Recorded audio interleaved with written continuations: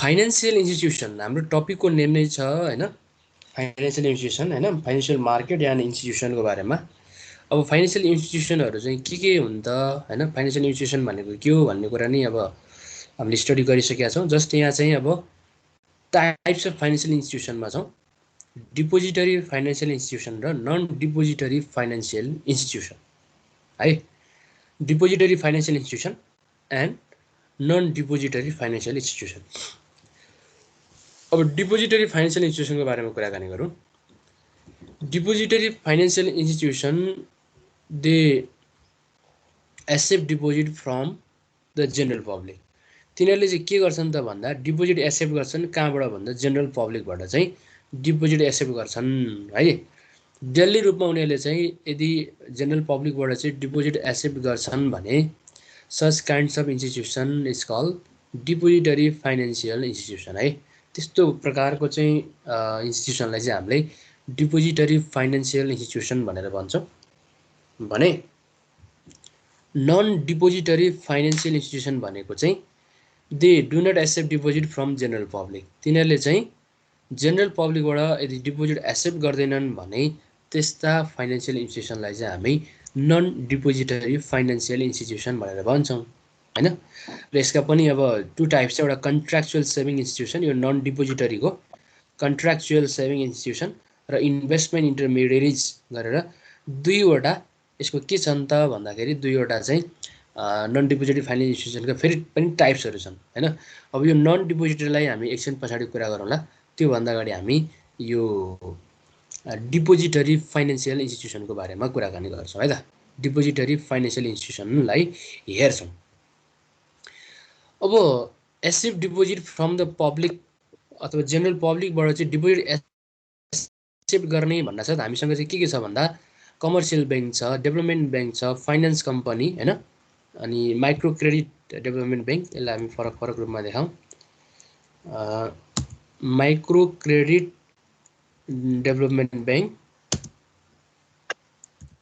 त्यसै गरी saving and credit association and mutual saving banks र क्रेडिट युनियन्स, यी 5-6वटा चाहिँ हामीले अहिले यहाँ डिस्प्लेमा देख्न सक्छौँ डिपोजिटरी फाइनेन्शियल इन्स्टिट्युसनका इक्जाम्पलहरू हुन्, जसले चाहिँ के गर्छन् त भन्दा डेली उनीहरूले चाहिँ डिपोजिट एक्सेप्ट गर्छन् कोबाट भन्दा जनरल पब्लिकबाट। जनरल पब्लिकबाट चाहिँ डेली रूपमा चाहिँ डिपोजिट एक्सेप्ट गर्छन् भने त्यसलाई हामी डिपोजिटरी फाइनेन्शियल इन्स्टिट्युसन भनेर भन्छौँ।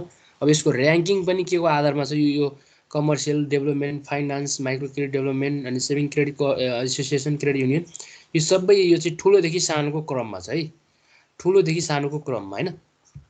जस्तै कमर्सियल ब्याङ्क भनेको चाहिँ ए क्लास अफ ब्याङ्क पनि हो, डेभलपमेन्ट ब्याङ्क भनेको चाहिँ बी क्लास अफ ब्याङ्क भयो हैन, बी क्लास क्याटेगोराइजमा। फाइनान्स कम्पनी भनेको अब सी क्लास भयो। त्यसगरी माइक्रो क्रेडिट डेभलपमेन्ट ब्याङ्क भनेको चाहिँ डी क्लास हो। यसरी हामी एबिसिडी राष्ट्र ब्याङ्कको एउटा चाहिँ क्यापिटलको बेसिसमा वर्गीकरण गरिएको यो डिपोजिटरी इन्स्टिट्युसनलाई चाहिँ यसरी क्याटेगोराइज गर्न पनि सकिन्छ है, क्याटेगोराइज गर्न सकिन्छ। यो कुरा अहिले हामी हेरि पनि हाल्छौँ। अलिकति कुरा गरौँ अब हामी कमर्सियल ब्याङ्कको बारेमा। कमर्सियल ब्याङ्क भन्ने अब टपिक नै छ, हामीले पछाडि पढ्नुपर्ने छ। सेन्ट्रल ब्याङ्कको बारेमा पढ्नुपर्ने छ, इन्सुरेन्स कम्पनीको बारेमा पढ्नुपर्ने छ, म्युचुअल फन्डको बारेमा पढ्नुपर्ने छ है, त्यस्तै कमर्सियल ब्याङ्कको बारेमा पढ्नुपर्ने छ। टपिक हामीले पछि पढ्नुपर्छ। अब त्योभन्दा अगाडि हामी यो अब यो कमर्सियल ब्याङ्क भन्ने चाहिँ कस्तो टाइप्स अफ ब्याङ्क रहेछ भन्ने कुरा अब हामीले भर्खरै बुझिहाल्यौँ। यो चाहिँ डिपोजिट टाइप्सको चाहिँ के रहेछ त भन्दा इन्स्टिट्युसन रहेछ है त। अब हेरौँ कमर्सियल ब्याङ्कको मिनिमम पिरियड अफ क्यापिटल चाहिँ 8 बिलियन हुनुपर्छ भनेर अहिले चाहिँ नेपाल राष्ट्र ब्याङ्कले चाहिँ यो डिरेक्टिभ्समा चाहिँ मेन्सन गरिदिएको छ। र कमर्सियल ब्याङ्कले कमर्सियल ए क्लास अफ ब्याङ्कको आफ्नो यो चाहिँ ताज जोगाइराख्नको लागि चाहिँ यसको मिनिमम पिरियड अफ क्यापिटल चाहिँ 8 बिलियन हुनु पर्यो। कमर्सियल ब्याङ्क चाहिँ ए क्लास अफ ब्याङ्क भयो। अनि जहाँ चाहिँ अहिले भर्खर रिसेन्टली चाहिँ 26वटा ब्याङ्कहरू छन् हैन, 27वटा छ, 2वटा भनेको नेपाल इन्भेस्टमेन्ट ब्याङ्क र हिमालयन ब्याङ्क चाहिँ मर्जर प्रोसेसमा छन्। त्यो कारणले गर्दाखेरि चाहिँ अब नम्बर अफ ब्याङ्कको सङ्ख्या चाहिँ अब 26वटा हुन्छ। र यो लाइसेन्स लिएको फाइनेन्सियल इन्स्टिट्युसन मध्ये 86% चाहिँ केले अकुपाई गर्छ त भन्दा यो कमर्सियल ब्याङ्कले अकुपाई गर्छ। यो यति ठुलो चाहिँ ब्याङ्कहरू हुन्। कमर्सियल ब्याङ्कहरू भनेको 26 ब्याङ्क भनेको होल इकोनोमी भनेको लाइसेन्स लिएको फाइनेन्सियल इन्स्टिट्युसन मध्येको चाहिँ 86% चाहिँ केले चाहिँ ओगट्छ भन्दाखेरि यो कमर्सियल ब्याङ्कले चाहिँ अकुपाई गर्ने काम गर्छ है त। अर्को हेरौँ डेभलपमेन्ट ब्याङ्क। डेभलपमेन्ट ब्याङ्कलाई हामी विकास ब्याङ्कहरू भनेर भन्छौँ र सबभन्दा पहिलो डेभलपमेन्ट ब्याङ्क भनेको चाहिँ यो एनआइडिसी है। यो एनआइडिसी नै फर्स्ट डेभलपमेन्ट ब्याङ्क है।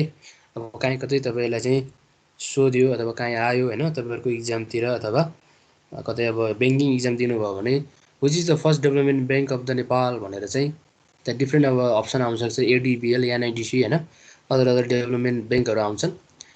त्यसमा फर्स्ट चाहिँ कुन हो त भन्दा यो एनआइडिसी। यो एनआइडिसी भनेको नेपाल इन्डस्ट्रियल डेभलपमेन्ट कर्पोरेसन है। नेपाल इन्डस्ट्रियल डेभलपमेन्ट कर्पोरेसन यो चाहिँ फर्स्ट टाइम इस्टाब्लिस भएको डेभलपमेन्ट ब्याङ्क हो। यो चाहिँ के को सेक्टरमा भन्दा इन्डस्ट्रीको सेक्टरमा इन्डस्ट्रीलाई चाहिँ प्रमोट गर्ने र इन्डस्ट्रीको डेभलपमेन्ट गर्ने होइन कामको लागि इस्टाब्लिस भएको सुरुको डेभलपमेन्ट ब्याङ्क नै कुन हो त भन्दा एनआइडिसी हो होइन।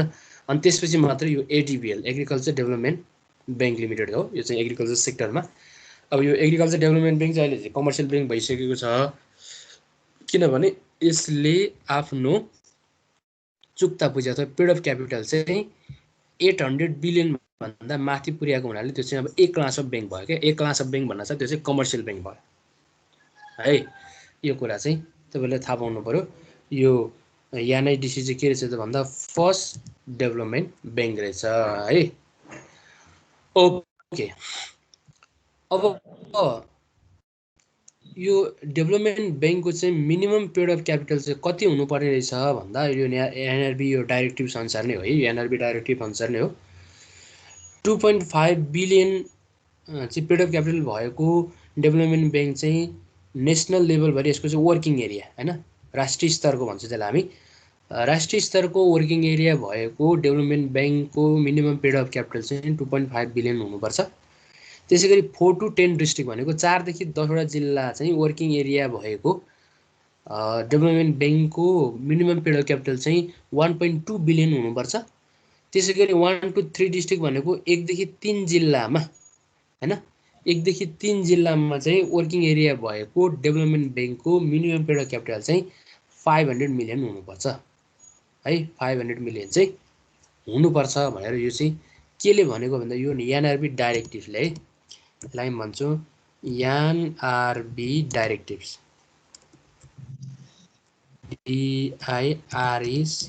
DIRECTIVES। अब यो एनआरबी डाइरेक्टिभ्स भनेको नेपाल राष्ट्र ब्याङ्कको निर्देशनाहरू एकीकृत निर्देशनहरू हुन् होइन। तपाईँले पछि यो ब्याङ्किङ प्रिपरेसन गर्दा त यो एनआरबी डाइरेक्टिभ्स चाहिँ पढ्नै पर्ने हुन्छ। अब कतिले अहिले प्रिपरेसन गरिराख्नु पनि भयो होला उहाँहरूलाई थाहा छ यो कुरा एनआरबी डाइरेक्टिभ्सको कुराकानी। यो अहिलेको लेटेस्ट एनआरबी डाइरेक्टिभ्स पनि छन् होइन। अनि त्यो एनआरबी डाइरेक्टिभ्स अब तपाईँले हेर्नु पऱ्यो भने चाहिँ अहिले सजिलो पनि छ। तपाईँहरूले होम पेज होइन नेपाल राष्ट्र ब्याङ्कको होम पेजमा यही इन्टरनेटबाटै तपाईँहरूले चाहिँ सर्च गरेर मजाले पढ्न पनि सक्नुहुन्छ है। एनआरबी डाइरेक्टिभ्स भनेर सर्च गर्न साथ नेपाल राष्ट्र ब्याङ्कको होम पेजै आइहाल्छ होइन। अनि त्यसमा तपाईँहरूले रिड गर्न सक्नुहुन्छ है। म तपाईँलाई अहिले पनि देखाउँछु एकछिन पछाडि एनआरबी डाइरेक्टिभ्सको कुराकानी। अनि त्यसै गरी एनआरबी डाइरेक्टिभ्स यो जसरी नै रिड गर्नै पर्छ क्या। डाइरेक्टिभ चाहिँ जुनसुकै फाइनेन्सियल इन्स्टिट्युसनले पनि रिड गर्नु पऱ्यो होइन फाइनेन्सियल इन्स्टिट्युसनले पनि पढ्नुपर्ने हुन्छ। त्यसै गरी अब तपाईँहरूले अब नेपाल राष्ट्र ब्याङ्क प्रिपरेसन गर्दै हुनुहुन्छ भने त नेपाल राष्ट्र ब्याङ्कको डाइरेक्टिभहरू त सबै खानु पऱ्यो होइन। खानु पऱ्यो भनेको मतलब फेरि पढ्नु पऱ्यो। अनि अरू ब्याङ्किङतिर पनि तयारी गर्नु पऱ्यो भने अब एनआरबी डाइरेक्टिभ्स त हामीलाई चाहिन्छ नि त्यो बुझ्नु नै पर्ने हुन्छ। यो अहिले पछि म यसको बारेमा तपाईँले सो गरेर कुराकानी गर्छु। अहिले चाहिँ हामी केमा छौँ भन्दा त डेभलपमेन्ट ब्याङ्कमा छौँ। अब यो डेभलपमेन्ट ब्याङ्कको चाहिँ क्याटेगोराइज गर्दाखेरि यो चाहिँ कुन क्लास अफ ब्याङ्क हो त भन्दा बी क्लास अफ ब्याङ्क हो यो है। चाहिँ बी क्लास अफ ब्याङ्क भयो। र अहिले चाहिँ 19 ब्याङ्क रिसेन्टली हजुर डेभलपमेन्ट ब्याङ्क जति बी क्लास हुन्छ भने फेरि एग्रिकल्चर नि डेभलपमेन्ट होइन। हजुर हजुर मैले भने नि यो एडिबिएल भनेको एग्रिकल्चर डेभलपमेन्ट ब्याङ्क लिमिटेड हो, यो विकास ब्याङ्क नै हो। तर यसको मिनिमम पेड अफ क्यापिटल चाहिँ अहिले कति छ भन्दा 800 मिलियन भन्दा बढी छ कि 800 मिलियन भन्दा। जस्तै कमर्सियल ब्याङ्क हुनको लागि कति हुनु पर्यो मिनिमम यो मिनिमम पेड अफ क्यापिटल भनेको 8 बिलियन अथवा 800 मिलियन हुनु पर्यो के। कुरो बुझ्नुभयो नि? त्यो त्यति चुक्ता पुँजी पुऱ्याएपछि डेभलपमेन्ट हटाउन मिल्दैन है? त्यति पुर्याइसके पछाडि अब त्यो डेभलपमेन्ट ब्याङ्क नै के भयो त कमर्सियल ब्याङ्क भयो के। एग्रिकल्चर डेभलपमेन्ट ब्याङ्क चाहिँ अब त्यसलाई हामी अब विकास ब्याङ्कको क्याटेगोरी बी क्लासमा राख्दैनौँ, हुन त त्यो विकास ब्याङ्क नै हो। अब त्यसको क्लास ऱ्याङ्किङको आधारमा चाहिँ के भयो त भन्दा त्यो ए क्लास अफ ब्याङ्क भयो। त्यो अब त्यो कमर्सियल ब्याङ्कले गर्न सक्ने जस्तै काम उसले पनि गर्न सक्ने हुनाले, किनभने उसँग त मिनिमम पेड क्यापिटल त इनफ छ। जसरी कमर्सियल ब्याङ्कको चाहिँ मिनिमम पेड क्यापिटलको चाहिँ एउटा चाहिँ फुलफिलमेन्ट पुरा गरेको छ भने त्यो चाहिँ के भयो त त्यसको नाम त डेभलपमेन्ट ब्याङ्क नै भयो, तर त्यसको क्लास होइन त्यसको चाहिँ अब क्याटेगोरी चाहिँ यो ए क्लास भयो कि है।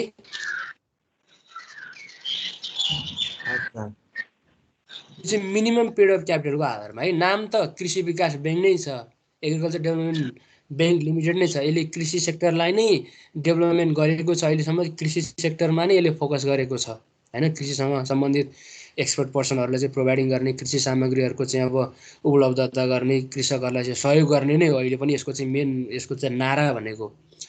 तर अब यसको मिनिमम पेड अफ क्यापिटल चाहिँ के छ त धेरै छ। अब धेरै भइसके पछाडि अब यसले कस्तो पनि फङ्सन पर्फर्म गर्न पायो त भन्दा कमर्सियल ब्याङ्कले जस्तै फङ्सन पर्फर्मेन्स गर्न पायो। त्यो भएको हुनाले कमर्सियल ब्याङ्कमा यसलाई काउन्टिङ गरेको, यसको रेटिङ, यसको चाहिँ एक्टिभिटी, यसको फङ्सन सबै कमर्सियल ब्याङ्कै भएको है। यसले डेभलपमेन्ट फङ्सन पनि प्रोभाइड गर्छ, नगर्ने होइन, डेभलपमेन्ट फङ्सन पनि प्रोभाइड गर्छ, अर्को कमर्सियल फङ्सन पनि प्रोभाइड गर्ने हो कि है। कुरा त्यो अब यो बी क्लास ब्याङ्क अहिले चाहिँ अब 19वटा छन् अहिले है। अहिलेको रिसेन्ट डाटामा पर्दाखेरि रिसेन्टली चाहिँ 19वटा छन् र यो लाइसेन्स लिएको फाइनेन्सियल इन्स्टिट्युसन मध्येबाट यो तपाईँबाट हल्ला आएको छ, म म्युट गरिदिन्छु है। अनिसको अलिकति हल्ला रहेछ यहाँ, हल्ला छ, त्यसलाई म्युट गर है। अनि यो लाइसेन्स लिएको फाइनेन्सियल इन्स्टिट्युसन मध्येको एउटा ग्रुपमा डेभलपमेन्ट ब्याङ्कले मात्र कति गर्छ त भन्दा 11% चाहिँ यसले चाहिँ अकुपाई गर्ने काम गर्छ है त। अब अर्को हेरौँ फाइनेन्स कम्पनी। यो फाइनेन्स कम्पनी अब सी क्लास क्याटेगोरीको यो ब्याङ्क भयो अथवा फाइनेन्स कम्पनी भनौँ न, सी क्लास क्याटेगोरीको ब्याङ्क अथवा फाइनेन्स कम्पनी अब क्याटेगोराइज गर्दाखेरि अब ब्याङ्क नै भनौँ न, ब्याङ्कको जस्तै फङ्सन पनि पर्फर्म गरिहाल्छ। अब सी क्लास क्याटेगोरीको ब्याङ्कलाई चाहिँ के भन्छौँ भने हामी फाइनेन्स कम्पनी भनेर भन्छौँ। अब यसको मिनिमम पेड अफ क्यापिटल चाहिँ 800 मिलियन। त्यो चाहिँ 4 देखि 10वटा डिस्ट्रिक्टमा चाहिँ वर्किङ एरिया हुने गरी इस्टाब्लिस गरिएको फाइनेन्स कम्पनीको मिनिमम पेड क्यापिटल चाहिँ 800 मिलियन हुनुपर्छ। अनि त्यसै गरी 1 देखि 3वटा डिस्ट्रिक्टमा कार्यक्षेत्र हुने गरी इस्टाब्लिस गरिएको फाइनेन्स कम्पनीको मिनिमम पेड अफ क्यापिटल चाहिँ अब 400 मिलियन हुनुपर्छ। यो चाहिँ केले भनेको त भन्दा एनआरबी डाइरेक्टिभ्समा नै मेन्सन गरेको कुरा है यो चाहिँ। र फाइनेन्स कम्पनी चाहिँ अब यो अहिले 21वटा भनेर यहाँ राखेको छु। यो डाटा चाहिँ कहिलेको हो भने 21वटा भन्ने कुरा चाहिँ यो 77 पौष माघतिरको हो। अहिले चाहिँ के पनि छ भने अहिले नयाँ चाहिँ अब योभन्दा परिमार्जित भएर आएको नि छ है। नयाँ चाहिँ भनेको अब नयाँ पनि छ, नयाँ चाहिँ परिमार्जित भएर आएको पनि छ। अहिले हामी त्यो हेरौँ ल, इलेक्सनमा यो कम्प्लिट गरेपछि हेर्छौँ। र यो 21वटा भनेर मैले यहाँ राखिदिएको छु, यो चाहिँ पौष माघको चाहिँ डाटामा है। किनभने अहिले पछिल्लो चरणमा कुनै अब मर्जरमा छन्, कुनै एक्विजिसनमा छन्, कुनै प्रोसेसमा छन्, कुनै भइसक्यो, कसैको कारोबार भएको छैन। त्यो कारणले गर्दाखेरि मैले यो पहिलाको डाटा राखिदिएको। अब अर्को छ माइक्रो क्रेडिट डेभलपमेन्ट ब्याङ्क। कस्तो हो भन्दा डी क्लास अफ ब्याङ्क हो यो चाहिँ है। अब एबिसिडी के को आधारमा छुट्याएको रहेछ भन्दा छ तपाईँले बुझ्नुभयो। अब यो चाहिँ क्यापिटलको आधारमा के मिनिमम पेड अफ क्यापिटलको आधारमा छुट्याएको यो है। मिनिमम पेड अफ क्यापिटलको आधारमा छुट्याएको चाहिँ ब्याङ्कलाई हामीले एबिसिडी क्या क वर्ग ख वर्ग ग वर्ग घ वर्ग चाहिँ के को आधारमा त रहेछ भन्दा चुक्ता पुँजीको आधारमा। मिनिमम पिरियड अफ क्यापिटल भनेको न्यूनतम चुक्ता पुँजी भनेर भन्छ हामी नेपालीमा। न्यूनतम चुक्ता पुँजीको आधारमा चाहिँ यो A class, B class, C class, D class भनेर छुट्याएको। ल अब नेसनल लेभलमा, नेसनल भनेको राष्ट्रिय स्तरमा चाहिँ कार्यक्षेत्र हुने गरी इस्टाब्लिस हुने माइक्रो क्रेडिट डेभलपमेन्ट ब्याङ्कको चाहिँ मिनिमम पिरियड अफ क्यापिटल चाहिँ 100 मिलियन हुनु पर्यो। त्यसै गरी रिजनल लेभल, यसलाई चाहिँ क्षेत्रीय स्तरमा, क्षेत्रीय स्तरको चाहिँ कार्यक्षेत्र भएको माइक्रो क्रेडिट डेभलपमेन्ट ब्याङ्कको चाहिँ मिनिमम पिरियड अफ क्यापिटल चाहिँ 60 मिलियन हुनु पर्यो र 1 to 4 एकदेखि इस्टाब्लिस गरिएको माइक्रो क्रेडिट डेभलपमेन्ट ब्याङ्कको मिनिमम पिरियड अफ क्यापिटल चाहिँ 20 मिलियन हुनु पर्यो र 1 to 3 मिलियन चाहिँ 1 to 3 डिस्ट्रिक्ट है, 1 to 3 डिस्ट्रिक्ट चाहिँ कार्यक्षेत्र भएको यो माइक्रो क्रेडिट डेभलपमेन्ट ब्याङ्कको चाहिँ मिनिमम पिरियड अफ क्यापिटल चाहिँ कति हुनु पर्यो त भन्दाखेरि कति हुनु पर्यो त 10 मिलियन हैन। 1 देखि 3 चाहिँ डिस्ट्रिक्ट, यसको कार्यक्षेत्र भएको, वर्किङ एरिया भएको अथवा हुने गरी इस्टाब्लिस गरिएको माइक्रो क्रेडिट डेभलपमेन्ट ब्याङ्कको चाहिँ टोटल चाहिँ यसको चाहिँ चुक्ता पुँजी कम्तीमा नि कति हुनु पर्यो त भन्दा 10 मिलियन हुनुपर्ने हुन्छ।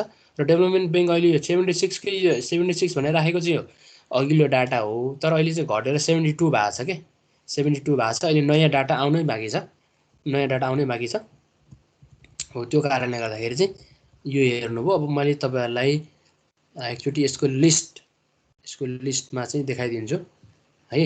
यो भनेको कुनको लिस्ट भन्दा अहिले भर्खर हामीले स्टडी गरेको यो डिपोजिटरी फाइनान्शियल इन्स्टिट्युसनको चाहिँ भर्खर भन्यो कति छ त नम्बरहरू, अनि तिनीहरू के हुन् भन्ने बारेमा मैले तपाईहरुलाई यहाँ चाहिँ राखिदिन्छु। यहाँ तपाईले अब दुईवटा कुरा देख्नु भएको छ। अहिले यो चाहिँ list of BAFIAs, list of BFIS भनेर देख्नु भएको छ। BFIS भनेको बैंक एन्ड फाइनान्शियल इन्स्टिट्युसन है। Bank and financial institution act पनि चाहिँ त्यसलाई हामी बाफिया ऐन भनेर पनि भन्छौँ हैन, त्यो सर्टकटमा। अब हेर्नु यहाँ कमर्सियल बैंकहरू कति, यो चाहिँ हाम्रो कहिलेको डाटामा रहेछ भन्दा 2021 जनवरीको डाटामा है। यो चाहिँ 2021 को जनवरीको डाटामा हो। अब यसमा एकचोटि हेरौँ, कमर्सियल बैंक यहाँ 27 छ, हामीले त्यहाँ 26 हेरेका छौँ। त्यो चाहिँ के छ भन्दा यहाँ हिमालयन बैंक छुट्टै छ, अनि त्यसै गरी इन्भेस्टमेन्ट बैंक छुट्टै छ। अहिले चाहिँ इन्भेस्टमेन्ट हिमालयन बैंक चाहिँ मर्ज भएको हुनाले अब एउटै भनेको। अब यो चाहिँ के को आधारमा छ, यो चाहिँ यसको चाहिँ क्याटेगोराइजेसन भनेको यो इस्टाब्लिसमेन्टको आधारमा रहेछ क्या, सायद यसको डेट अनुसार हो, डेट अनुसार रहेछ चाहिँ। सुरुमा नेपाल बैंक एग्रिकल्चर डेभलपमेन्ट बैंकलाई पनि कमर्सियल बैंकमा राख्यो, किन भन्दा यसको चुक्ता पुँजी हेर्नु त यहाँ पिरियड अफ क्यापिटल चाहिँ 1642.2 छ करोड छ क्या। भनेपछि यो 800 मिलियन भन्दा बढी भयो। 800 को चाहिँ डबलै छ, 800 इन्टु 2 जा भनेको 1600 हो। 1600 भन्दा बढी नै छ, 1642 छ भनेपछि यो चाहिँ मिनिमम पिरियड अफ क्यापिटल चाहिँ धेरै भएको हुनाले अब यसको चाहिँ यो क्याटेगोराइजेसन गर्दाखेरि क्लास एमा पर्यो हैन। यहाँ तपाईले यसको अपरेसन डेटदेखि लिएर चाहिँ हेड अफिस सबै चाहिँ हेर्न मिल्छ, तपाईले हेर्न सक्नुहुन्छ। यहाँ अपरेसन डेटदेखि लिएर सबै तपाईले चाहिँ देख्न सक्नुहुन्छ है त। त्यसै गरी अर्को डेभलपमेन्ट बैंक यहाँ देख्नु भएको छ तपाईले।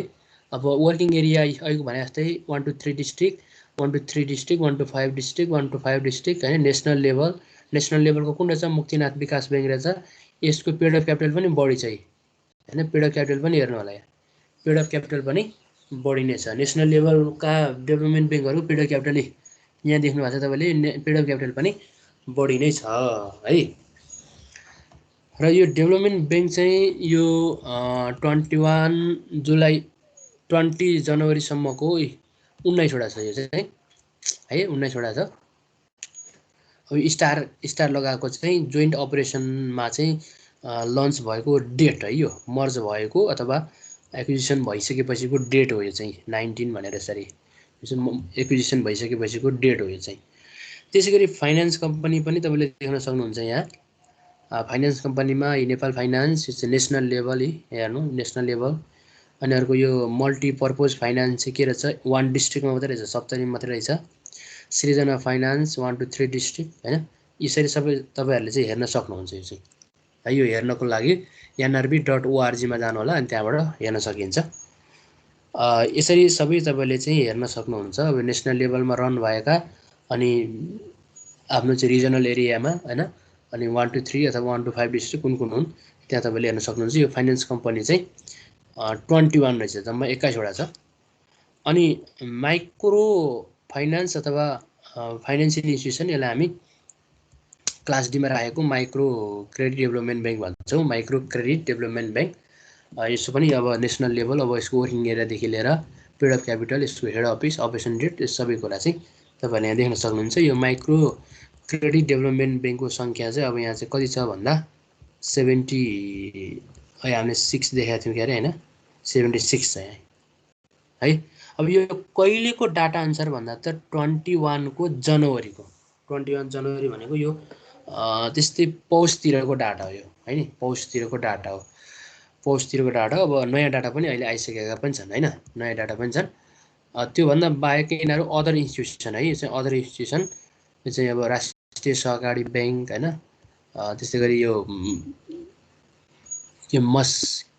मसरेक ब्याङ्क पिएससी भनेको चाहिँ दुबई, यो अदर रहेछ यो होइन। Hydroelectricity investment and development company, omni private limited, Hulas investment private limited, सिप्रति हायर पर्चेज, यिनीहरू चाहिँ अदर इन्स्टिट्युसन भए, चाहिँ फाइनेन्सियल इन्स्टिट्युसन, अदर फाइनेन्सियल इन्स्टिट्युसनहरू भए।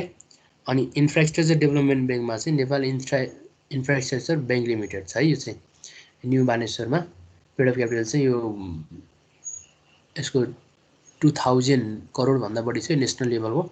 यो नेपाल इन्फ्रास्ट्रक्चर ब्याङ्क भनेको यो भर्खरै इस्टाब्लिस भएको, अस्ति कहिले पनि यसले चाहिँ निफ्रा, यसको चाहिँ सर्टकट निफ्रा, यसले आइपिओ जारी गरेर नै इस्टाब्लिस गरेको ब्याङ्क हो यो है। अब यसरी तपाईँले चाहिँ यो नेपाल राष्ट्र ब्याङ्कको चाहिँ पेजमा आएर हेर्न सक्नुहुन्छ। र अहिले हामीले डाइरेक्टिभ्सको कुरा गरेका छौँ। डाइरेक्टिभ्स अब यहाँ हेर्न मिल्छ है, यो डाइरेक्टिभ चाहिँ तपाईँहरूले कहाँ हेर्न मिल्छ भने डाइरेक्टिभ्समा अक्टोबर 2000 युनिफाइड टु माइक्रो फाइनेन्सलाई, यो चाहिँ माइक्रो फाइनेन्सको बारेमा मात्रै भनेको यो डाइरेक्टिभ हो। यो युनिफाइड डाइरेक्टिभ्स 2077 ओभरअल भयो। अनि डाइरेक्टिभ माइक्रो फाइनेन्सलाई नै छ यो होइन। Directives to infrastructure development bank micro finance, यी सबै के भन्छ डाइरेक्टिभ्सहरू हुन् है। यिनीहरूको आधारमा नै डिफ्रेन्ट फाइनेन्सियल इन्स्टिट्युसनहरू चाहिँ रन भएको हुन्छ। यो भयो नेपाल राष्ट्र ब्याङ्कको पेज भयो। यहाँ चाहिँ तपाईँहरूले सम्पूर्ण कुराहरू हेर्न सक्नुहुन्छ। चाहिँ अब यसमा भएका एक्टहरू, पोलिसिजहरू, गाइडलाइन्सहरू होइन, अनि नेपाल राष्ट्र ब्याङ्कको चाहिँ स्ट्रक्चरहरूदेखि लिएर सबै कुरा चाहिँ यहाँ नोटिसदेखि लिएर सर्कुलरदेखि लिएर सबै तपाईँले यो पेजमा हेर्न सक्नुहुन्छ है। यो पेजमा तपाईँहरू आएर चाहिँ जोडिन सक्नुहुन्छ। यसरी तपाईँहरूले अरू पनि सर्च गर्नुहुन्छ, जस्तै लिस्ट अफ ब्याङ्क, यो चाहिँ नेपालमा भएको ब्याङ्क होइन को लिस्टहरू के छन् त त्यो पनि तपाईँले हेर्न पनि सक्नुहुन्छ। हो यसरी अब सर्च गरेपछि तपाईँहरूलाई अब डिफ्रेन्ट पेजहरूले चाहिँ देखाएको हुन्छ, त्यहाँ हेरेर पनि के कति मात्रामा छन् भन्ने कुरा चाहिँ तपाईँले हेर्न सक्नुहुन्छ है त। यो कुरा भयो, हामीले भर्खरै यो कुरा गऱ्यौँ। अब हामी पहिलाकै पेजमा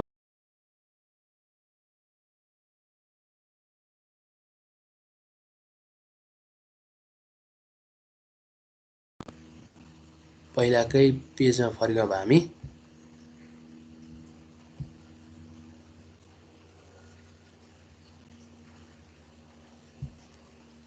ल त्यसै गरी यो डिपोजिटरी फाइनेन्सियल इन्स्टिट्युसनमा हामीले commercial bank, development bank, finance company र माइक्रो क्रेडिट डेभलपमेन्ट ब्याङ्कको बारेमा कुरा गऱ्यौँ। अब यो saving and credit association and mutual saving bank र क्रेडिट युनियन भनेको चाहिँ हाम्रो भिलेज एरियातिर रन भएका हुन्छन्। यिनीहरू चाहिँ जस्तै सहकारी भयो, अनि क्रेडिट युनियनहरू भए होइन। यिनीहरूले चाहिँ के गर्छन् त भन्दा ससानो एमाउन्टमा चाहिँ पैसा कलेक्सन गर्छन् क्या, जेनरल पब्लिकबाट स्मल एमाउन्ट चाहिँ कलेक्सन गर्ने होइन। अनि त्यो पैसाले चाहिँ उनीहरूले त्यहीँ चाहिँ एउटा पर्टिकुलर एरियामा भएको एउटा चाहिँ रिमोट एरियामा भएको अथवा भिलेज एरियामा भएका डिफ्रेन्ट अब प्रोजेक्टमा लगानी गर्ने गर्छन्। जस्तै अब फर इक्जाम्पल भनौँ न अब भेजिटेबल फार्मिङको लागि होइन, त्यसै गरी चाहिँ अब यो कुखुरा पालनको लागि भयो होइन, त्यसै गरी चाहिँ अब एनिमल फार्मिङको लागि अब यस्ता यस्ता काममा चाहिँ को इन्भल्भ हुन्छन् त भन्दा भिलेज एरियामा भएका फार्मरहरू चाहिँ इन्भल्भ भएका हुन्छन्। अनि उनीहरूको नजिकमा भएको ब्याङ्क चाहिँ कुन हो भन्दा यो saving and credit association and mutual saving ब्याङ्कहरू र क्रेडिट युनियनहरू। किनभने यी सबै यो commercial development finance micro credit development ब्याङ्कहरू चाहिँ सिटी एरियातिर अलिकति डेभलप अलिकति चाहिँ जहाँ चाहिँ अब बस्ती बढी छ अथवा फेसिलिटी जहाँ छ त्यहाँ मात्रै इस्टाब्लिस भएको देखिन्छ हाम्रो नेपालको केसेसमा। अहिले पछिल्लो चरणमा हुन त अब कमर्सियल ब्याङ्कको पनि अथवा डेभलपमेन्ट ब्याङ्कको यिनीहरूको अरू अरू इन्स्टिट्युसनको पनि ब्रान्च विस्तार गर्दै जाँदाखेरि यिनीहरू चाहिँ अहिले भिडिसी र म्युनिसिपालिटीमा पनि पुगेका छन्। तर त्यहाँ पनि उनीहरू चाहिँ के छन् त भन्दा धेरै एरियामा छैन र पर्टिकुलर एरियामा मात्रै उनीहरू चाहिँ ब्रान्च ओपन गरेका छन् होइन। तर यो saving and credit association and mutual saving ब्याङ्कहरू र क्रेडिट युनियनहरू चाहिँ कहाँ छन् त भन्दा हाम्रो भिलेज एरियामा चाहिँ छरिएर बसेका छन्, जसले चाहिँ ससाना सेभिङलाई चाहिँ एक्सेप्ट गर्ने होइन, daily 50 rupees, daily 100 rupees, daily 200 होइन 500 यो ससाना एमाउन्टलाई चाहिँ डिपोजिटको रूपमा एक्सेप्ट गर्ने र उनीहरूको सेभिङ ह्याबिट बढाउने र उनीहरूलाई चाहिँ आवश्यक परेको बेलामा लोन प्रोभाइड गर्ने र उनीहरूको चाहिँ फार्मरहरूको अथवा त्यो भिलेज एरियामा भएका पिपलहरूको चाहिँ उनीहरूको चाहिँ रिक्वायरमेन्टलाई फुलफिलमेन्ट गराउने गरी चाहिँ लोन प्रोभाइड गर्ने काम पनि गर्ने गर्छन्। अथवा एक प्रकारले भन्नुपर्दाखेरि यो सेभिङ एन्ड क्रेडिट एसोसिएसनहरूले होइन यो क्रेडिट युनियनहरूले चाहिँ के गरेका हुन्छन् भन्दा ब्याङ्किङ सर्भिस पर्फर्मेन्स गरेका हुन्छन् भिलेज एरियामा, जहाँ चाहिँ यस्ता ठुल्ठुला ब्याङ्कहरूको चाहिँ पहुँच पुगेको छैन। त्यो एरियामा चाहिँ सेभिङ एन्ड क्रेडिट एसोसिएसनहरू, म्युचुअल सेभिङ ब्याङ्कहरू र यो क्रेडिट युनियनहरू चाहिँ पुगेका हुन्छन्, तिनीहरू चाहिँ रन भएका हुन्छन् क्या। जस्तै हामी पनि देख्न सक्छौँ डिफ्रेन्ट सहकारी संस्थाहरू भयो होइन, अनि यो क्रेडिट युनियनहरू भयो होइन। यो क्रेडिट युनियन भनेको एउटा युनियन हुन्छ, त्यहाँ चाहिँ क्रेडिट फेसिलिटी दिने होइन, त्यहाँ चाहिँ डिपोजिट गर्न नै आउने हुन्छ, त्यो उसले चाहिँ क्रेडिट दिने पनि हुन्छ होइन। डिफ्रेन्ट अब युनियनहरू हुन्छन् जस्तै महिलासम्म होइन, त्यसै गरी अब अर्को के सम्म भन्छन् कि होइन, हो त्यो समूहहरू हुन्छन्। यिनीहरूले के गरेका हुन्छन् त भन्दा नियमित बैठक बस्ने, त्यहाँबाट चाहिँ उनीहरूले डिपोजिट कलेक्सन गर्ने, निडी पर्सनलाई हेल्प गर्ने, निडी पर्सनलाई चाहिँ लोन प्रोभाइड गर्ने होइन। हो यसरी चाहिँ भिलेज एरियामा चाहिँ ब्याङ्किङ फङ्सन चाहिँ पर्फर्म गरिएको कहिले हुन्छ त भन्दा यो saving and credit association and mutual saving bank र क्रेडिट युनियनहरूले चाहिँ गरेका हुन्छन्। भनेको उनीहरूले पनि अदर ब्याङ्कले जस्तै गरी डिपोजिट एक्सेप्ट गर्ने र लोन प्रोभाइड गर्ने काम गरेका हुन्छन्। यिनीहरूले पनि ब्याङ्किङ फङ्सन चाहिँ पर्फर्म गरेका हुन्छन्, जहाँ चाहिँ यो एबिसिडीको ब्याङ्कहरू अथवा फाइनेन्सियल इन्स्टिट्युसनहरू चाहिँ पुगेको छैन। त्यो ठाउँमा चाहिँ यिनीहरूले के गरेका हुन्छन् भन्दा वर्क पर्फर्मेन्स गरेका हुन्छन् है त। ल अब अर्को टपिकहरू हामी नन डिपोजिटरी फाइनेन्सियल इन्स्टिट्युसन। यो नन डिपोजिटरी फाइनेन्सियल इन्स्टिट्युसनले एक्सेप्ट डिपोजिट गर्दैन जेनरल पब्लिकबाट, तर यसले कसरी चाहिँ मनी कलेक्सन गर्छ त? फाइनेन्सियल इन्स्टिट्युसन भन्नासाथ यसले चाहिँ मनीसँग चाहिँ एक्टिभिटिज गर्नु पऱ्यो होइन, मनी सर्कुलेट गर्नु पऱ्यो, मनी मोबिलाइजेसन गर्नु पऱ्यो। अब यसले चाहिँ मनी कसरी मोबिलाइजेसन गर्छ त भन्दा कन्ट्र्याक्चुअल सेभिङ इन्स्टिट्युसन अथवा कन्ट्र्याक्चुअल सेभिङ गरेर अनि त्यसै गरी इन्भेस्टमेन्ट इन्टरमिडिएट्सको रूपमा चाहिँ काम गरेर चाहिँ यिनीहरूले चाहिँ मनी कलेक्सन गर्छन् र मनी मोबिलाइजेसन गरेका हुन्छन् है। अब कन्ट्र्याक्चुअल सेभिङ इन्स्टिट्युसन भनेको चाहिँ कस्तो त भन्दा कुनै एउटा कन्ट्र्याक्टको रूपमा चाहिँ काम गर्ने र त्यहाँबाट सेभिङ एक्सेप्ट गर्ने। फर इक्जाम्पल तपाईँ इन्सुरेन्स कम्पनीमा जोइन हुनुभयो भने के गर्नुहुन्छ त भन्दा इन्सुरेन्स कम्पनीले अब के गर्छ भन्दा त्यो इन्सुरेन्स गर्न चाहनुहुन्छ र इन्सुरेन्स गर्दाखेरि तपाईँलाई एउटा कन्ट्र्याक्ट दिन्छ, कति वर्षसम्म सेभिङ गर्ने, कति एमाउन्टको इन्सुरेन्स गर्ने, किस्ता कति बनाउने, किस्ता अवधि अथवा किस्ता तिर्दाखेरि इयरली तिर्ने हो कि हाफ इयरली तिर्ने हो होइन, मन्थली तिर्ने हो कि के हो, त्यो अब सबै कुरा सोधेर उनीहरूले एउटा कन्ट्र्याक्ट गर्छन् र त्यो बापत यदि तपाईँले इन्सुरेन्स गरिसके पछाडि इन्सुरेन्सको किस्ता तिर्नुहुन्छ भने त्यस्तो प्रकारको चाहिँ सेभिङलाई हामीले कन्ट्र्याक्चुअल सेभिङ भनेर भन्छौँ। कन्ट्र्याक्चुअल सेभिङ जस्तै पेन्सन फन्डको पनि त्यही नै हो। तपाईँ चाहिँ एउटा इम्प्लोइजको रूपमा काम गर्नुहुन्छ अनि काम गरुन्जेल तपाईँको पैसा चाहिँ स्यालेरीको केही पर्सेन्ट चाहिँ कहाँ जम्मा हुन्छ त भन्दा यो पेन्सन फन्डमा जम्मा हुन्छ। जब तपाईँ चाहिँ रिटायरमेन्ट लाइफ जिउनुहुन्छ तब तपाईँको चाहिँ एउटा फिजिकल डिसेबिलिटी हुने अथवा फाइनेन्सियली विक हुने हुन्छ। कुन बेला भन्दा जब तपाईँ त्यो जब छोड्नुहुन्छ त्यसपछि चाहिँ तपाईँको चाहिँ अब बडीको पार्ट पूजाले पनि काम नगर्नेहरू हुन्छन्। त्यो बेलामा तपाईँलाई चाहिँ मनी निडेड हुनसक्छ र त्यो बेलामा चाहिँ तपाईँलाई के गर्छ त्यो पेन्सन फन्डले चाहिँ पैसा दिने काम गर्छ। तपाईँले पहिला सेभिङ गरेको मनीको चाहिँ पछि चाहिँ रिटर्न ब्याक गर्ने काम गर्छ। त्यो पनि के हो त्यो एउटा कन्ट्र्याक्चुअल सेभिङ भयो कि सर्टेन टाइम पिरियडसम्म तपाईँ पैसा डिपोजिट गराउनुहुन्छ एउटा पेरियोडिकली रूपमा होइन, पेरियोडिकली रूपमा चाहिँ तपाईँ चाहिँ डिपोजिट गर्नुहुन्छ। अनि डिपोजिट गरिसके पछाडि अनि त्यो एउटा सर्टेन टाइम पिरियड चाहिँ फुलफिलमेन्ट भइसके पछाडि तपाईँलाई के गर्छ त भन्दा अब अहिले पेन्सनको रूपमा चाहिँ रिटर्न ब्याक गर्ने काम गर्छ। त्यो गभर्मेन्ट रिटायरमेन्ट फन्डले होस् पेन्सन फन्डले होस् जसले भए पनि तपाईँलाई चाहिँ के गर्ने काम गर्छ त भन्दा रिटर्न ब्याक गर्ने काम गर्छ है। भने त्यस्तो सेभिङलाई चाहिँ हामीले कन्ट्र्याक्चुअल सेभिङ भनेर भन्छौँ। र नन डिपोजिटरी फाइनेन्सियल इन्स्टिट्युसनलाई चाहिँ 2 टाइप्स अफ फाइनेन्सियल इन्स्टिट्युसन भनेर चाहिँ डिभाइडिङ गर्न सकियो यो नन डिपोजिटरी फाइनेन्सियल इन्स्टिट्युसनलाई। अब तिनीहरू के हुन्छ भन्दा एउटा चाहिँ कन्ट्र्याक्चुअल सेभिङ इन्स्टिट्युसन भयो भने अर्को चाहिँ इन्भेस्टमेन्ट इन्टरमिडिएटरिजहरू भए है। अब यही इन्सुरेन्स कम्पनीकै बारेमा कुराकानी गरौँ। अब यसको टपिक पनि छ हामीसँग पछाडि त्यो बुकमा पनि छ टपिक, यसको चाहिँ हामी क्यालकुलेसन गरेर पनि हेर्छौँ। अहिले चाहिँ हामी जस्ट इन्सुरेन्स कम्पनीको बारेमा चाहिँ केही कुराहरू चाहिँ बुझ्छौँ। अब इन्सुरेन्स कम्पनी भन्नासाथ यसले के गर्छ त भन्दा यसले आफ्नो पोलिसी सेल गर्छ। डिफ्रेन्ट पोलिसीहरू ल्याएको हुन्छ कि जस्तै जीवन बिमाको पोलिसीहरू, नन जीवन बिमा होइन भनेको निर्जीवन बिमा भन्छ त्यसलाई हामी, नन लाइफ इन्सुरेन्स पोलिसीहरू चाहिँ मार्केटमा ल्याएर सेल गर्छ। कसलाई त भन्दा हामी जस्ता चाहिँ पर्सनलाई। अनि हामी इन्सुरेन्स गर्छौँ, इन्सुरेट गरिसके पछाडि इन्सुरेन्स कम्पनी इन्सुरर हुन्छ र हामी चाहिँ इन्सुरेडहरू हुन्छौँ। हामीले के गर्छौँ किस्ता तिर्छौँ, इन्सुरेन्स कम्पनीले किस्ता लिन्छ। अनि त्यो किस्ता तिर्ने पनि पेरियोडिक रूपमा हुन्छ। भनेको यदि हामी वार्षिक रूपमा तिर्ने भनेर चाहिँ पहिला कन्ट्र्याक्ट गरेको छ भने वर्षको एकचोटि हामीले के गर्छौँ त भन्दा इन्सुरेन्सको किस्ता तिर्छौँ, वर्षको एकचोटि मात्रै। त्योभन्दा जस्तै 6 महिना वर्षमा पैसा अब मैले चाहिँ किस्ता तिर्छु होइन, अर्को 2 वर्षपछि तिर्छु भन्ने त्यो त पाइन्छ नै, त्यो त पाइन्छ नै। तर हामीले डेली सेभिङ गर्न गयो भने चाहिँ इन्सुरेन्स कम्पनीमा पाइँदैन। उनीहरूले चाहिँ के गर्छन् भन्दा सर्टेन टाइम इन्टरभलमा मात्रै केही रकम चाहिँ उनीहरूले प्रिमियमको रूपमा चाहिँ एक्सेप्ट गर्छन्। सर्टेन टाइम पिरियडमा मात्रै, एउटा पेरियोडिक रूपमा चाहिँ पेरियोडिक रूपमा मात्रै। जस्तै 15 वर्ष योजना छ, 15 वर्ष योजनाको तपाईँले इन्सुरेन्स बाई गर्नुभएको छ भने तपाईँ 15 वर्षसम्म मात्रै 15 टाइम्स जम्मा 15 चोटि मात्रै के गर्नुहुन्छ त वार्षिक रूपमा चाहिँ यदि पेरियोडिक रूपमा चाहिँ पेमेन्ट गर्ने भनेर तपाईँले कन्ट्र्याक्ट गर्नुभएको छ भने 15 वर्षमा 15 चोटि मात्रै तपाईँले के गर्नुहुन्छ भने इन्सुरेन्सको किस्ता तिर्नुहुन्छ है त। हो, यस्तो प्रोसेस नै के हो त यो कन्ट्र्याक्चुअल सेभिङ भयो। अब इन्सुरेन्समा पनि 2 टाइप्स अफ इन्सुरेन्स छन् होइन, लाइफ इन्सुरेन्स र नन लाइफ इन्सुरेन्स है। अब लाइफ इन्सुरेन्सको पनि डिफ्रेन्ट अब प्रोडक्टहरू छन्, त्यसलाई हामी पोलिसी भनेर भन्छौँ होइन। टर्म लाइफ छ, whole life insurance, endowment insurance होइन, युनिभर्सल लाइफ इन्सुरेन्स, फिक्स पिरियडको चाहिँ लाइफ इन्सुरेन्स। यी कुराहरू चाहिँ अब लाइफ इन्सुरेन्सभित्र पर्छन् भने नन लाइफमा पनि डिफ्रेन्ट इन्सुरेन्सहरू छन्। जस्तै अब यो के अरे अटो इन्सुरेन्सहरू छन् होइन, बस इन्सुरेन्स भन्छ त्यसलाई हामी चाहिँ। अब त्यसै गरी मोटर इन्सुरेन्स होइन, मोटर इन्सुरेन्स भयो, मेरिन इन्सुरेन्स, फायर इन्सुरेन्स होइन, यस्तै इन्सुरेन्सहरू छन् होइन। त्यो चाहिँ पर्ने भयो। अब यो आफ्नो पोलिसी यिनीहरूले बेचिसके पछाडि अब हामी पनि के गर्छौँ भन्दा इन्सुरेन्स गरिसके पछाडि हाम्रो रिस्कलाई चाहिँ इन्सुरेन्स कम्पनी तर्फबाट चाहिँ ट्रान्सफरमेन्ट गर्छ होइन। इन्सुरेन्स गर्नु भनेको नै रिस्क ट्रान्सफरमेन्ट गर्नु हो होइन।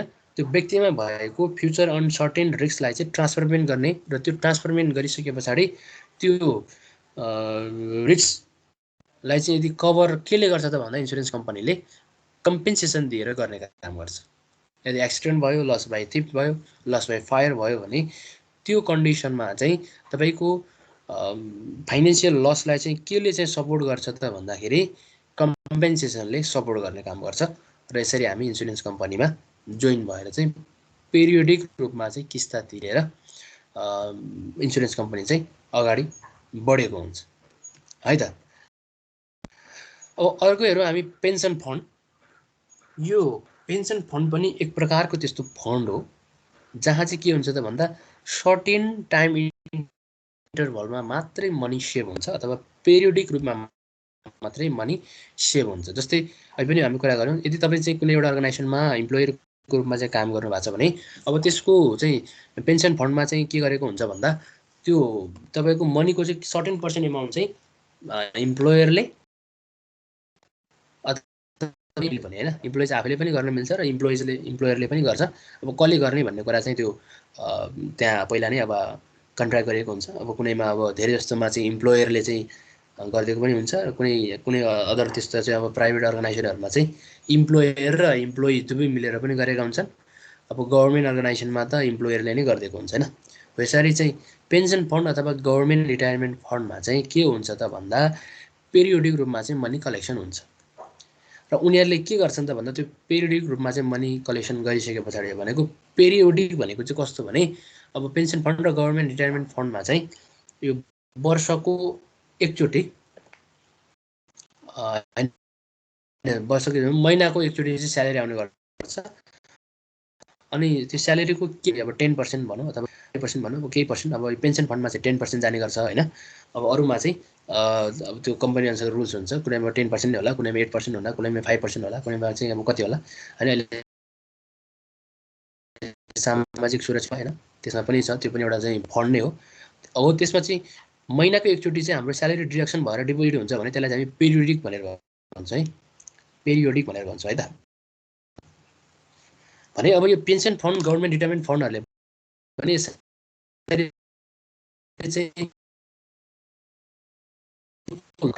एक्सेप्ट गरेर लिएर के गरेको हुन्छ भन्दा लगानी गरेको हुन्छ। यिनीहरूले डिफ्रेन्ट सेक्टरमा लगानी गरेका हुन्छन्, स्टक मार्केटमा होइन, बोन्ड मार्केटमा, त्यसै गरी गभर्मेन्ट सेक्युरिटिजमा होइन, अनि अर्को कर्पोरेट सेक्युरिटीहरूमा लगानी गरेका हुन्छन् र अरू प्रोजेक्टमा पनि लगानी गरेका हुन्छन्। र त्यही लगानी गरेर चाहिँ रिटर्न ब्याक भएको मनीलाई नै उनीहरूले पछि पेन्सनको रूपमा चाहिँ दिने काम गर्छन् है, पछि चाहिँ पेन्सनको रूपमा चाहिँ दिने काम गर्छन्।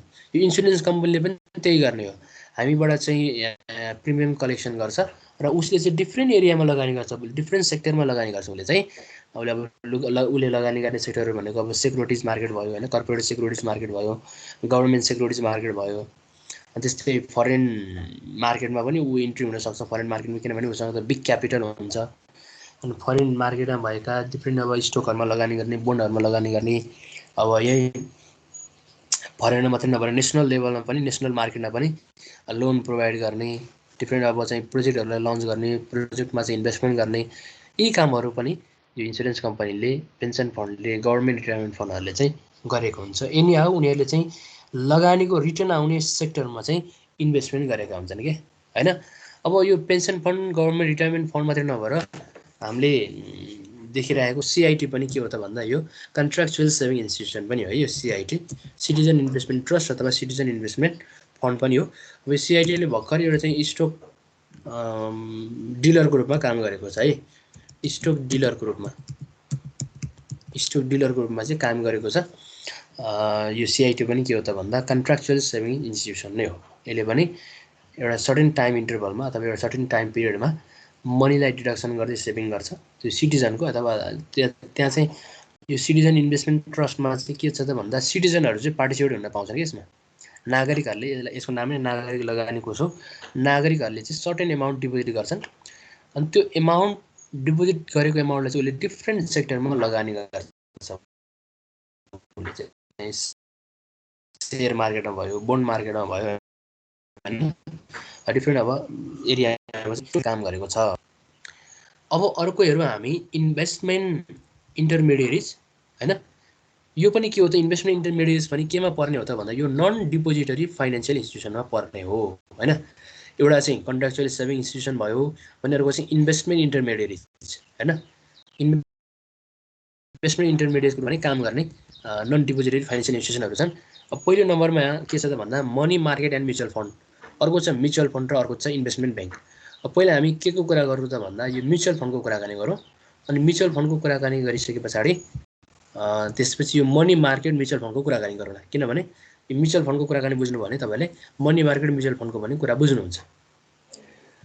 अब म्युचुअल फन्ड भनेको चाहिँ एउटा त्यस्तो फन्ड हो जसले चाहिँ के गरेको हुन्छ भन्दा कम्पनीको सेयर बेचेर मनी कलेक्सन गरेको हुन्छ होइन। म्युचुअल फन्ड भनेको त्यस्तो फन्ड हो जुन मनी चाहिँ कसरी फन्डेड भएको हुन्छ भन्दा कसरी इस्यु भएको हुन्छ भन्दा कम्पनीले आफ्नो सेयर बेच्छ हैन कम्पनीले आफ्नो सेयर बेच्दाखेरि यसको चाहिँ के हुन्छ भन्दा यसको चाहिँ पार भ्यालु चाहिँ 10 हुन्छ म्युचुअल फन्डको चाहिँ पार भ्यालु 10 हुन्छ है सेयरको 100 अनि डिबेन्चरको 1000 भने जस्तै म्युचुअल फन्डको चाहिँ 10 हुन्छ र कम्पनीले आफ्नो सेयर बेचेर पैसा कलेक्सन गर्छ कम्पनीले अब त्यो सेयर बेचिसके पछाडी 10 रुपैयाँको दरमा युनिटमा चाहिँ अब पैसा कलेक्सन गर्छ अनि त्यो कलेक्सन भएको पैसा चाहिँ अब डिफ्रेन्ट स्टकमा लगानी गर्छ डिफ्रेन्ट स्टक भनेको सेयर मार्केटमै लगानी गर्ने म्युचुअल फन्डले लगानी गर्ने भनेको यही सेक्युरिटिजमा लगानी गर्ने हो है अन्त हैन कि है त्यो भन्दा अन्त हैन सो यसले अब मेन के गर्दै रहेछ त भन्दा कम्पनीको सेयर इस्यु गर्ने अनि सेयर इस्यु गरिसके पछाडी के गर्छ त्यसले भन्दा सेयर इस्यु गरिसके पछाडी त्यहाँबाट कलेक्सन भएको पैसा चाहिँ स्टक मार्केटमा लगानी गर्छ र त्यहाँबाट आएको रिटर्नले शेयर होल्डरलाई चाहिँ फिर्ता गर्ने गर्छ है अब म्युचुअल फन्ड पनि टु टाइप्स अफ म्युचुअल फन्डहरु छन् एउटा ओपन इन्डेड छ अर्को चाहिँ क्लोज इन्डेड छ त्यो तपाईले चाहिँ देख्न सक्नुहुन्छ एउटा ओपन इन्डेड भनेको खुला मुखी र अर्को चाहिँ बन्द मुखी हैन यसरी चाहिँ दुईवटा ओपन इन्डेड र क्लोज इन्डेड फन्ड देख्न सक्नुहुन्छ ओपन इन्डेड भनेको चाहिँ शेयर मार्केटमा नै नेप्सेमा लिस्टेड भएर कारोबार गर्न मिल्छ भने क्लोज इन्डेड चाहिँ त्यो त्यसको टाइम पिरियडसम्म चाहिँ एक व्यक्तिको नाममा छ भने अर्को व्यक्तिमा ट्रान्सफर गर्न मिल्दैन भन्नुको मतलब कारोबार गर्न मिल्दैन यसको दुईवटा फिचर चाहिँ त्यो हुन् है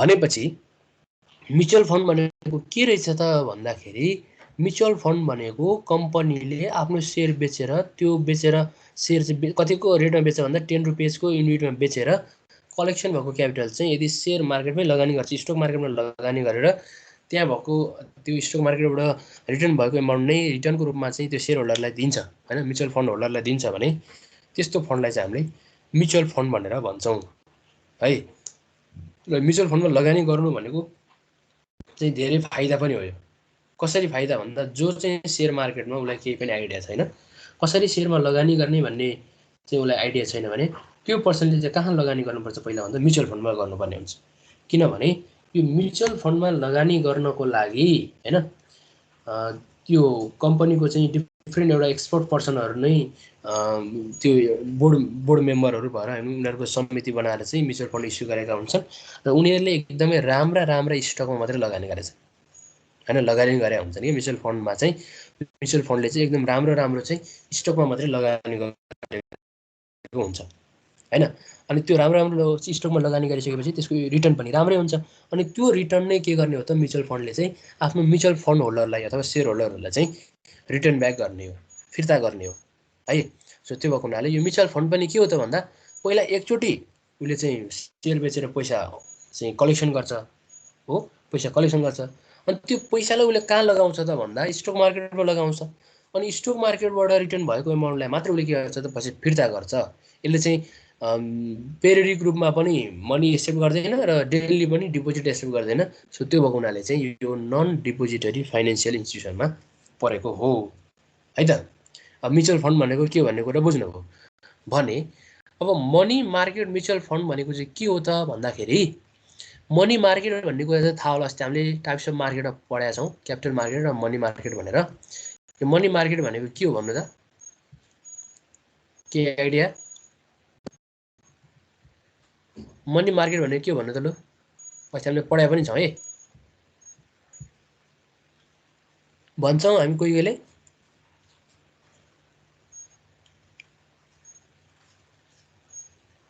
के छ भन्छौं हामी 1 वर्ष भन्दा कम समयमा परिपक्व हुने हैन हो 1 वर्ष भन्दा कम टाइम पिरियड भित्र चाहिँ त्यसको चाहिँ म्याच्युरिटी पिरियड सकिने अथवा 1 वर्ष भित्र मात्रै लगानीको रिटर्न 1 वर्ष भित्रै आउँछ त्यो त्यस्तो मार्केट जहाँ चाहिँ लगानी गर्दाखेरि त्यसको रिटर्न 1 वर्ष भित्रै आउने अथवा त्यस्तो मार्केट जहाँ लगानी यदि कम्पनीले गरेको छ भने 1 वर्ष भित्र रिटर्न दिनुपर्ने छ भने रिटर्न लिनुपर्ने अथवा दिनुपर्ने छ भने त्यस्तो मार्केटलाई हामी मनी मार्केट भनेर भन्छौं अब मनी मार्केट म्युचुअल फन्ड भनेको कस्तो भने यही मिल्यो हो जसले पैसा कलेक्सन गरिन्छ 10 रुपियाँको युनिटमा साना लगानीकर्ताहरूको पनि पैसा कलेक्सन गरेको हुन्छ र त्यो पैसा चाहिँ उसले कहाँ लगानी गर्छ त भन्दा मनी मार्केटमा लगानी गर्छ। अब मनी मार्केट भन्दा 1 वर्षभन्दा कम टाइम पिरियड भएको त्यो चाहिँ ट्रेजरी नोटहरू ट्रेजरी बिल्सहरूमा लगानी गर्छ, कमर्सियल पेपरहरूमा लगानी गर्छ। अरू चाहिँ 1 वर्षभन्दा कम टाइम पिरियड भएका सेक्युरिटिजहरूमा चाहिँ लगानी गर्ने काम चाहिँ कसले गर्छ त भन्दा यो म्युचुअल फन्डले गर्छ भने त्यस्तो चाहिँ इन्भेस्टमेन्ट इन्टरमिडिएट्सलाई चाहिँ हामी मनी मार्केट म्युचुअल फन्ड भनेर भन्छौँ है। यो म्युचुअल फन्डले चाहिँ मनी मार्केट पनि गर्छ, क्यापिटल मार्केट पनि गर्छ, दुवैमा गर्छ होइन। क्यापिटल मार्केट भन्दा चाहिँ अब स्टक मार्केट भइहाल्यो होइन, जहाँ चाहिँ 1 वर्षभन्दा बढीको म्याच्युरिटी पिरियड भएका धेरै स्टकहरू हुन्छन् त्यहाँ चाहिँ लगानी गरेको हुन्छ भने मनी मार्केट म्युचुअल फन्ड चाहिँ 1 वर्षभित्र चाहिँ रिटर्न दिने चाहिँ सेक्युरिटिजमा लगानी गर्ने म्युचुअल फन्डलाई चाहिँ हामीले मनी मार्केट म्युचुअल फन्ड भनेर भन्छौँ। र यो म्युचुअल फन्ड र यो म्युचुअल फन्डको कुराकानी एउटै जस्तो आयो। यो चाहिँ 1 वर्षभित्रको मात्रै यसो टाइम पिरियड भएको र यो म्युचुअल फन्ड भनेको 1 वर्ष मात्रै नभनेर अब क्यापिटल मार्केटतिर पनि गयो, 1 वर्षभन्दा बढी म्याच्युरिटी भएको मार्केटमा पनि उसले चाहिँ लगानी गर्ने काम गर्छ है। त्यसलाई हामीले चाहिँ के भन्यो भन्दा म्युचुअल फन्ड मात्रै भनेर भन्यो।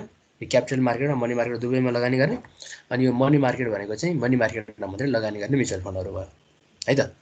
हो अर्को हेरौँ हामी यो इन्भेस्टमेन्ट ब्याङ्क। यो इन्भेस्टमेन्ट ब्याङ्कलाई चाहिँ हामी अर्को वर्डमा के पनि भन्छौँ भने यसलाई चाहिँ हामी मर्चेन्ट ब्याङ्किङ पनि भनेर भन्छौँ। यसलाई हामी अर्को वर्डमा चाहिँ के पनि भन्छौँ भन्दा यो इन्भेस्टमेन्ट ब्याङ्किङलाई चाहिँ हामीले एउटा चाहिँ इस्यु म्यानेजर बिक्री प्रबन्धकको रूपमा पनि लिन सक्छौँ यसलाई होइन, बिक्री प्रबन्धक पनि भनेर भन्छौँ। र इन्भेस्टमेन्ट ब्याङ्क्सलाई चाहिँ अर्को वर्डमा हामी क्यापिटल लिमिटेड पनि भन्छौँ, क्यापिटल लिमिटेड पनि भनेर भन्छौँ। जसले चाहिँ के गरेको हुन्छ त भन्दा कुनै पनि ब्याङ्क या वित्तीय संस्थाको होइन, ब्याङ्क तथा फाइनेन्सियल इन्स्टिट्युसनहरूको सेयर अथवा डिबेन्चर अथवा म्युचुअल फन्डहरू चाहिँ इस्यु गर्नु पऱ्यो भने इस्यु म्यानेजरको रूपमा काम गर्ने ब्याङ्कलाई नै हामी के भन्छौँ त इन्भेस्टमेन्ट ब्याङ्क भनेर भन्छौँ है। यो इन्भेस्टमेन्ट ब्याङ्क भन्नासाथ यसले चाहिँ डिपोजिट एक्सेप्ट गर्ने, लोन ग्रान्ट गर्ने होइन कि यसले चाहिँ एउटा संस्थाको भूमिका खेल्छ। कस्तो बेलामा भन्दा यदि कुनै कम्पनीले सेयर इस्यु गर्न चाहन्छ होइन, आइपिओ इस्यु गर्न चाहन्छ भने त्यो आइपिओ इस्यु गर्नको लागि सहजता प्रदान गर्ने कम्पनीको थ्रोबाट चाहिँ उसले चाहिँ डिफ्रेन्ट अब चाहिँ कामहरू गर्ने, सेयर इस्यु गर्नको लागि उसले चाहिँ बिक्री प्रबन्धकको रूपमा अथवा इस्यु म्यानेजरको रूपमा काम गर्छ भने त्यस्तो संस्थालाई, त्यस्तो चाहिँ ब्याङ्कलाई हामीले इन्भेस्टमेन्ट ब्याङ्क भनेर भन्छौँ। जस्तै फर इक्जाम्पल अहिले चाहिँ भर्खरै हामी प्रभु सेलेक्ट म्युचुअल फन्ड चाहिँ के भएको छ भन्दा प्रभु सेलेक्ट म्युचुअल फन्ड चाहिँ जारी भएको छ। अनि त्यसको चाहिँ बिक्री प्रबन्धक भनेको त्यो कम्पनीको थ्रोबाट हामी पब्लिकसम्मको लागि चाहिँ कारोबार गर्नको लागि सहजता पुर्याउने एउटा क्यापिटल लिमिटेड हुन्छ क्या, त्यसलाई हामी अब प्रभु क्यापिटल लिमिटेड हो यो प्रभु सेलेक्ट चाहिँ म्युचुअल फन्डको होइन। अरूको छुट्टै छुट्टै हुन्छन् होइन, अरू अब छुट्टै कम्पनीले इस्यु गर्नु पऱ्यो भने उसले चाहिँ अब बिक्री प्रबन्धकको रूपमा छुट्टै अब क्यापिटललाई चाहिँ नियुक्ति गरेको हुन्छ। हो यसरी कारोबार गर्ने ब्याङ्कलाई नै हामीले इन्भेस्टमेन्ट ब्याङ्क्स भनेर भन्छौँ है। त्यसलाई चाहिँ हामीले इन्भेस्टमेन्ट ब्याङ्क भनेर भन्छौँ। लाइक हाम्रो ब्रोकर एकाउन्ट भन्छौँ नि, ब्रोकर पनि के हो त भन्दा इन्भेस्टमेन्ट ब्याङ्क नै हो। किनभने यदि हामीले सेयर किन्नु छ भने ब्रोकरलाई फोन गर्छौँ, ब्रोकरले त्यो कम्पनीको सेयर किनिदिन्छ र उसले के लिन्छ त भन्दा अन्डर राइटिङ कमिसन, एउटा ब्रोकरेज फीहरू क्या, ब्रोकर कमिसन लिन्छ। हो त्यस्तै गरी यो कम्पनीको आइपिओहरू इस्यु गर्नु पऱ्यो। अब आइपिओ भनेको तपाईँको म्युचुअल फन्डको मात्रै हुँदैन होइन, सेयरको पनि भयो, बोन्डको पनि भयो, डिबेन्चरको भयो होइन, अरू डिफ्रेन्ट अब चाहिँ यो सेक्युरिटिजहरूको चाहिँ मार्केटमा इस्यु गर्नको लागि एउटा बिक्री प्रबन्धक चाहिँ एउटा इस्यु म्यानेजर चाहिँ चुज गर्नुपर्ने हुन्छ, सेलेक्ट गर्नुपर्ने हुन्छ। त्यो सेलेक्ट गरिसके पछाडि त्यो बिक्री प्रबन्धक रूपमा काम गरेको इस्यु म्यानेजरले कम्पनीको थ्रोबाट चाहिँ उसले आफ्नो चाहिँ वेबसाइटमा अथवा नेसनल टेलीमा कति युनिटको चाहिँ बिक्री गर्न लागेको, कति एमाउन्ट भन्ने कुरा सबै प्रस्पेक्टस इस्यु गरेर अनि हामी जस्तो जेनरल पब्लिकले यदि त्यो कम्पनीमा लगानी गर्नको लागि त्यही इस्यु म्यानेजरकै कम्पनीले हेल्प गर्छ र यसरी चाहिँ इस्यु म्यानेजरले त्यो काम गरे बापत त्यो कम्पनीबाट केही सर्टेन पर्सेन्ट चाहिँ अन्डर राइटिङ कमिसन लिएर चाहिँ काम गरेको हुन्छ। र यो पनि के हो त फाइनेन्सियल इन्स्टिट्युसनको रूपमा चाहिँ देखा पर्यो, किनभने यसले चाहिँ मनी रिलेटेड काम पनि गर्ने हो। तर यो चाहिँ केमा पर्यो त भन्दा नन डिपोजिटरी फाइनेन्सियल इन्स्टिट्युसन र नन डिपोजिटरी फाइनेन्सियल इन्स्टिट्युसनको पनि इन्भेस्टमेन्ट इन्टरमिडिएरिज भनेको लगानी गर्ने मध्यस्थकर्ताको रूपमा चाहिँ यो इन्भेस्टमेन्ट ब्याङ्कलाई चाहिँ लिन सकिन्छ है। कम्पनीको थ्रोबाट होइन इस्यु भएका सेयर डिभेन्चरहरू बोन्डहरूलाई जारी गर्ने र पब्लिकबाट उठाएको पैसा चाहिँ कम्पनीलाई प्रोभाइड गर्ने र केही सर्टेन पर्सेन्ट चाहिँ अन्डर राइटिङ कमिसनको रूपमा लिने यो इन्टरमिडिएरिज ब्याङ्कलाई चाहिँ हामीले इन्भेस्टमेन्ट इन्टरमिडिएरिज भनेर भन्छौँ है। अब यसको लागि तपाईँहरूले चाहिँ यो इन्भेस्टमेन्ट ब्याङ्कले चाहिँ कसरी काम गर्दैछ भनेर हेर्नको लागि तपाईँले एकचोटि अहिले भर्खरै इस्टाब्लिस यो चाहिँ ओपन भएको प्रभु सेलेक्ट फन्ड छ त्यसमा पनि तपाईँ लगानी गर्न पनि सक्नुहुन्छ। अनि त्यो प्रभु सेलेक्ट फन्डमा लगानी गर्नको लागि चाहिँ तपाईँले के गर्नु पर्यो त भन्दाखेरि तपाईँसँग चाहिँ मेरो सेयर छ भने त्यहाँबाट पनि तपाईँले लगानी गर्न सक्नुहुन्छ। अनि यो इस्यु म्यानेजर चाहिँ कसरी देखिन्छ भन्ने कुरा अस्ति मैले एनएमबी ब्याङ्क त्यो एनएमबी डिभेन्चरमा पनि देखाएको थिएँ, त्यहाँ इस्यु म्यानेजर भनेर तपाईँले देख्नु भएको थियो होइन। एनएमबी ब्याङ्कको त्यो कुराकानी गर्दा पनि तपाईँले इस्यु म्यानेजर भनेर त्यहाँ देख्नु भएको थियो होइन। त्यसै गरी अब तपाईँले यो म्युचुअल फन्डको पनि कसरी चाहिँ यो इस्यु म्यानेजर चाहिँ देखिन्छ भन्दाखेरि अहिले भर्खर तपाईँले एउटा स्क्रिनमा देख्न सक्नुहुन्छ। के देख्न सक्नुहुन्छ भन्दा यो प्रभु क्यापिटल लिमिटेडको चाहिँ वेबसाइट हो यो होइन। उसले चाहिँ के गरेको छ भन्दा यहाँ प्रभु सेलेक्ट फन्डको चाहिँ यो सार्वजनिक निष्कासन तथा बिक्री खुल्ला बारेको सूचना भनेर यसरी हालेको छ होइन। यहाँ हेर्न सक्नुहुन्छ तपाईँले। यहाँ हेर्नु भइसके पछाडि अब तपाईँहरूले यसको चाहिँ के कुरा के रहेछ त्यसको चाहिँ डिस्क्रिप्सन होइन। प्रभु सेलेक्ट फन्डको इकाइ मूल्य 10 रुपियाँको दरले 10 करोड चाहिँ इस्यु गरेको रहेछ अहिले चाहिँ यो म्युचुअल फन्ड। अनि त्यसको चाहिँ 1 करोड 50 लाख चाहिँ यो प्रभु ब्याङ्क लिमिटेडको कर्मचारी अथवा कोष व्यवहार त कर्मचारीहरूको लागि नै भनौँ होइन। प्रभु ब्याङ्कको लागि भनेपछि त्यो प्रभु ब्याङ्कसँग त्यो प्रभु ब्याङ्कसँग सम्बन्धित सम्पूर्णले त्यहाँ चाहिँ यो 1 करोड 50 लाख चाहिँ सुरक्षित भयो त्यो। अनि अर्को 14% चाहिँ प्रभु क्यापिटल लिमिटेडलाई होइन, क्यापिटल लिमिटेडलाई। र त्यसै गरी 10 लाख चाहिँ कसलाई त भन्दा 10 लाख इकाइ सुरक्षित राखी होइन यो 1% चाहिँ प्रभु क्यापिटल लिमिटेडलाई चाहिँ 10 लाख चाहिँ प्रभु क्यापिटल लिमिटेडलाई राखेको रहेछ। अनि यो 14% चाहिँ इकाइ तथा योजना व्यवस्थापकलाई होइन। इकाइ तथा योजना व्यवस्थापकमा रहेका को छन् तिनीहरूलाई चाहिँ 14% राखेर चाहिँ के गरेको रहेछ त भन्दा यो जेठ 5 गतेदेखि चाहिँ इस्यु भएको रहेछ। अब यसमा एप्लाई गर्नको लागि तपाईँसँग सिआसओ सदस्य भएको ब्याङ्क तथा वित्तीय संस्थाबाट साथै त्यसको मेरो सेयरबाट पनि तपाईँले चाहिँ एप्लाई गर्न पाउनुहुन्छ। यसमा दरखास्त दिनुपर्ने न्यूनतम किता भनेको 100 हो। 100 × 10 भनेको 1000 रुपियाँ चाहिँ न्यूनतम तपाईँको टोटल चाहिँ दरखास्त दिनुपर्ने एमाउन्ट भयो भने अधिकतम चाहिँ कति भयो त भन्दा 1 100 1000 10 लाख 10 लाख करोड 1 करोड चाहिँ म्याक्सिमम चाहिँ तपाईँले दरखास्त दिन सक्नुहुन्छ। दरखास्त प्राप्त गर्न र दरखास्त फारम बुझाउने स्थानहरू चाहिँ यहाँ छ नि। सङ्कलित केन्द्रको नाम र ठेगाना भनेको नेपाल धिजोपत्र बोर्डबाट इजाजत प्राप्त गरेको सम्पूर्ण सिआसओ सदस्य रहेको ब्याङ्क तथा वित्तीय संस्थाहरू र तिनका तोकिएका कार्यालयहरू होइन। सिआसओको सदस्य लिएको र तिनीहरूको चाहिँ कार्यालयबाट पनि तपाईँहरूले चाहिँ एप्लाई गर्न मिल्छ। अब यो कम्पनीको नाम भनेपछि प्रभु क्यापिटल लिमिटेड। यो प्रभु क्यापिटल लिमिटेड यो नाम नै के हो त भन्दा इन्भेस्टमेन्ट ब्याङ्क हो यो चाहिँ। अब यो प्रभु ब्याङ्कको थ्रोबाट प्रभु सेलेक्ट फन्ड भन्ने चाहिँ म्युचुअल फन्ड इस्यु गरेर क्यापिटल कलेक्सन गर्छ। अनि क्यापिटल कलेक्सन गर्नको लागि सम्पूर्ण भूमिका चाहिँ कसले प्ले गर्छ त भन्दा प्रभु क्यापिटल लिमिटेड चाहिँ बिक्री प्रबन्धकको रूपमा चाहिँ के भयो त भन्दा बिक्री प्रबन्धकको रूपमा चाहिँ काम गर्ने बेले होइन। यो कम्पनी आफै पनि भयो र आफै के भयो त यो इन्भेस्टमेन्ट ब्याङ्कको रूपमा काम गर्ने भयो। अब इकाइ बन्द हुने मिति 9 गते हो। आज 7 गते भइहाल्यो, अझै 2 दिन बाँकी छ। यदि सबै बिकेन भने त्यो 15 गतेसम्म चाहिँ बन्द हुँदैन, 15 गतेपछि मात्रै बन्द हुन्छ। तर हिजो नै यसको चाहिँ 102% भन्दा बढी चाहिँ बिक्री भइसकेको हुनाले यो 9 गते नै बन्द हुन्छ हो। यसरी तपाईँले चाहिँ सम्पूर्ण कारोबारहरू चाहिँ अहिले हेर्न पनि मिल्छ। जेठ 5 गतेको कारोबार दैनिकमा पनि यसले प्रकाशित गरिएको पनि छ हो। यो प्रभु क्यापिटल भन्ने नै के हो त भन्दा इन्भेस्टमेन्ट ब्याङ्क हो है। यस्ता क्यापिटल लिमिटेडहरू धेरै पनि छन्, तपाईँहरूले सर्च गरेर हेर्न पनि सक्नुहुन्छ है। र अब यही नै भयो आजको हाम्रो क्लासमा कुराकानी गर्दाखेरि। आजको हाम्रो क्लासको अब टाइम पनि